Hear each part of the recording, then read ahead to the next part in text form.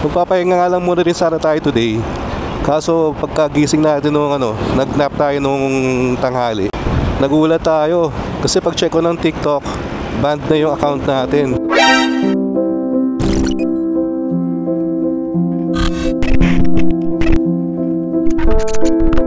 Hey, good afternoon everyone. Welcome to Newbie Rides.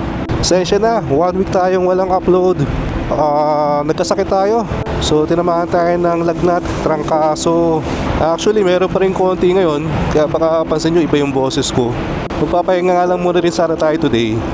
Kaso pagkagising natin nung nag-nap tayo nung tanghali, nagulat tayo kasi pag check ko ng TikTok, banned na yung account natin. So yun, medyo nakakasama ng loob kasi ang tagal din nating pinalaki yun eh. Ang nakakalungkot lang doon kasi si TikTok yan eh.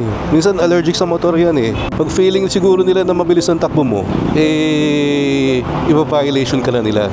Nagkaroon ako ng huling violation noong September 24. Ninja 400, hey!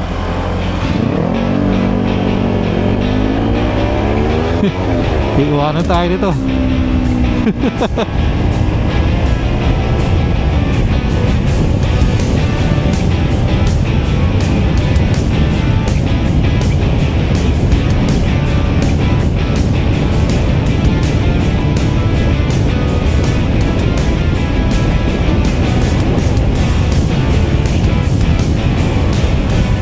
Pinagbigyan tayo.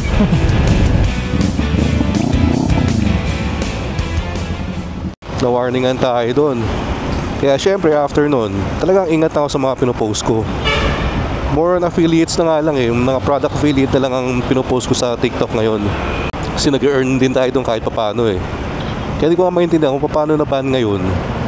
Kung wala namang sumunod na any violation after nung September 24.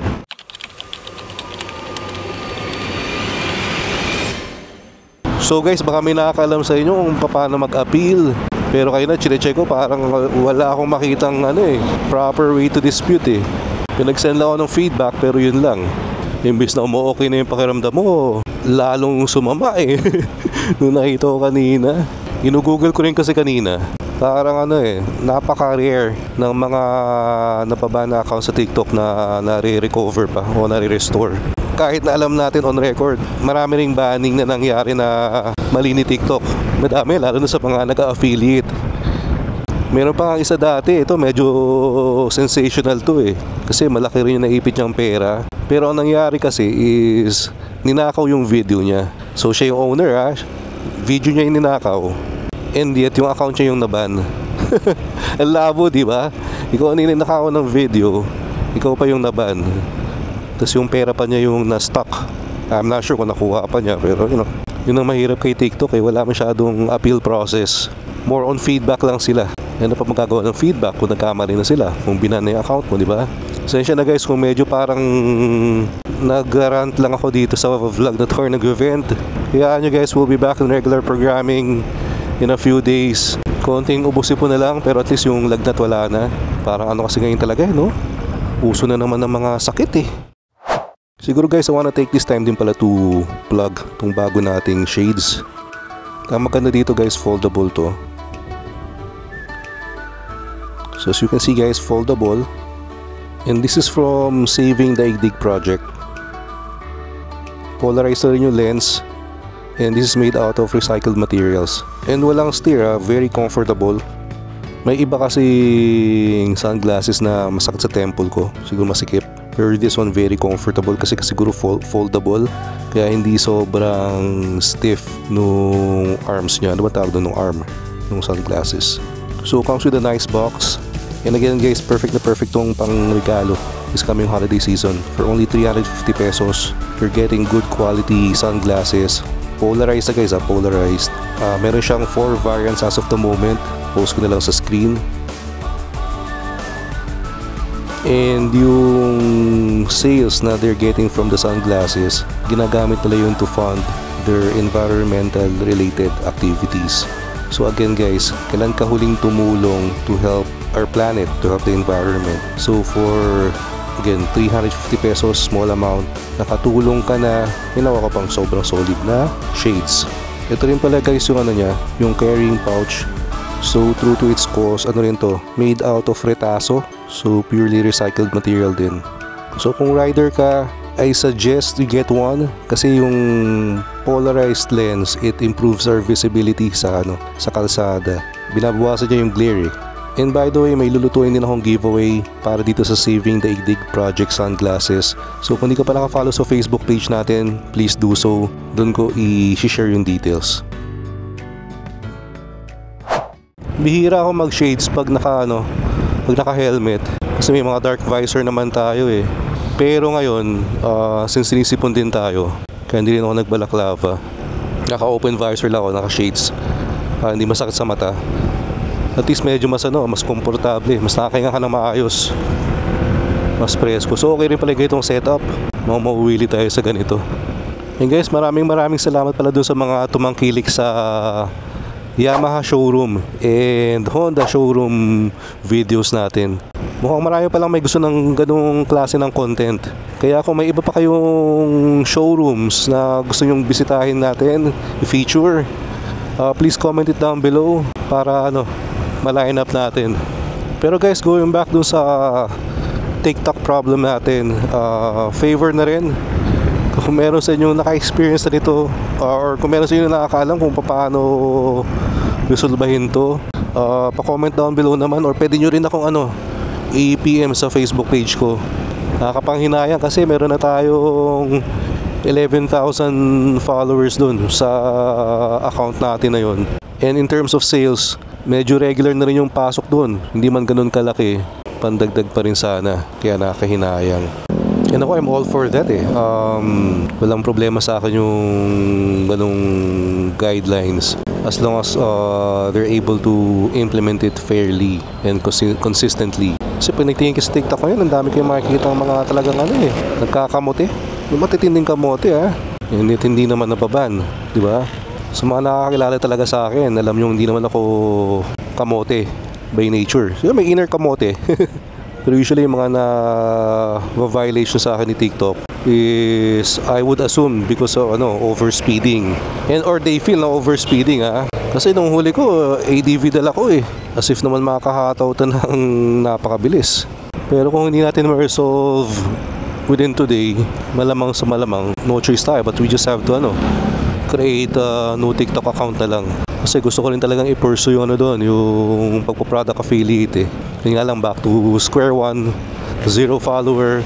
Pero guys, pag gumawa ako ng bagong TikTok account,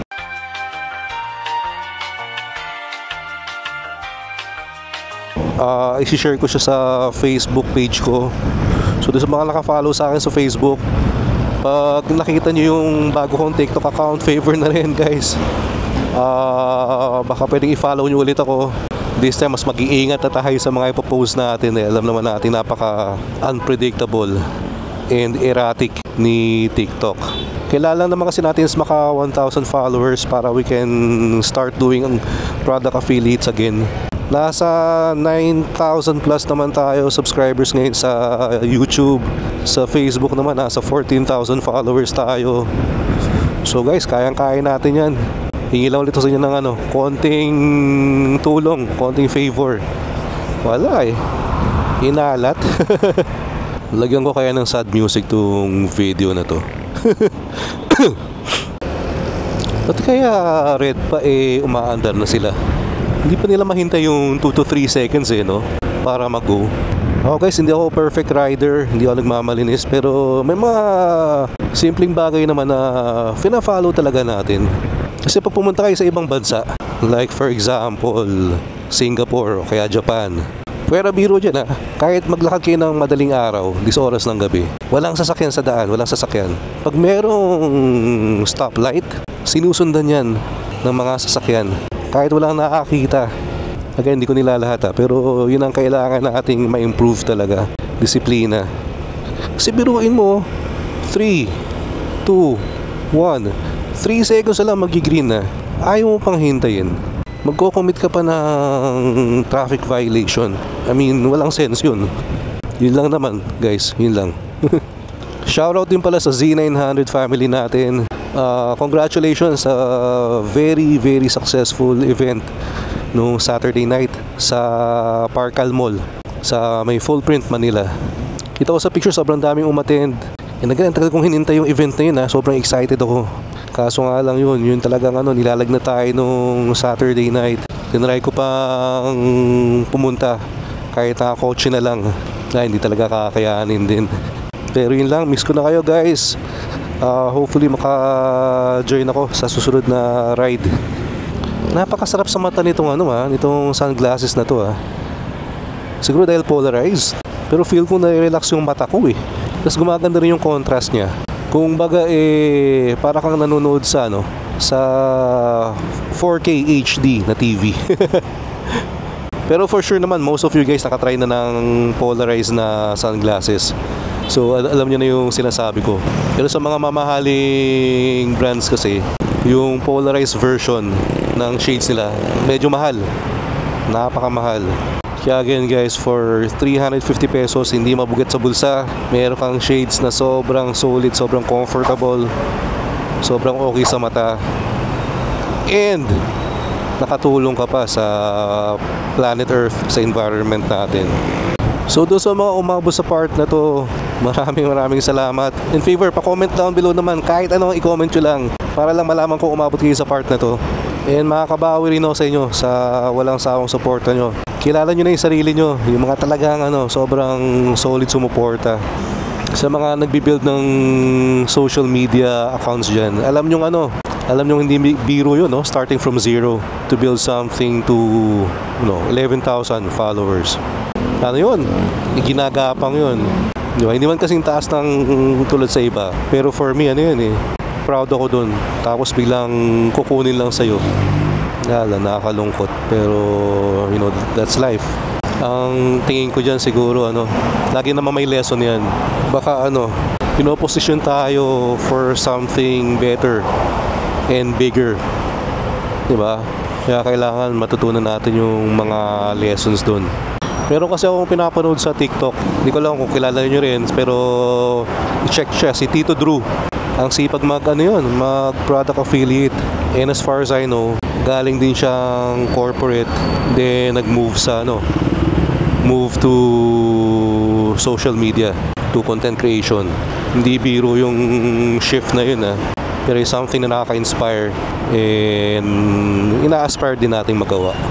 Dami ko nang sinasabi Nag-ramble na naman ako. Ayun, alam ko na guys.